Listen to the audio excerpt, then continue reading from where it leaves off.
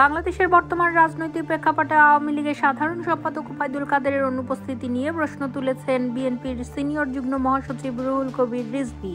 তিনি দাবি করেছেন, ছাত্র জনতার গণ অভ্যুত্থানের পর সরকারের উচ্চ পর্যায়ের নেতারা পালিয়ে বেড়াচ্ছেন। শুক্রবার রাজধানীর নয়াপল্টনে বিএনপির কেন্দ্রীয় কার্যালয়ে পবিত্র শবে বরাত উপলক্ষে আয়োজিত মিলাদ ও দোয়া মাহফিলে রিজভী এই মন্তব্য করেন। রিজভী বলেন, ওবায়দুল কাদের এতদিন আমাদের নেতাদের নাম ধরে ধরে টিটকারি মারতেন, ব্যঙ্গ করতেন। এত দম্ভ, এত অহংকার, এখন তিনি কোথায়? তিনি আরও বলেন, যদি আওয়ামী লীগ জনগণের জন্য ভালো কাজ করত, মানুষের কল্যাণে কিছু করত, তাহলে তাদের পালিয়ে বেড়াতে হতো না। বিএনপির এই নেতা অভিযোগ করেন, আওয়ামী লীগ নেতারা দেশে না থেকে বিদেশে অবস্থান করছেন এবং সেখান থেকে হুঙ্কার দিচ্ছেন ও উস্কানি দিচ্ছেন।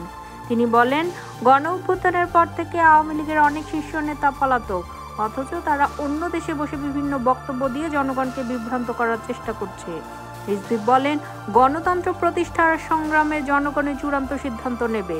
সরকারের দমন পীড়ন আর টিকে থাকবে না।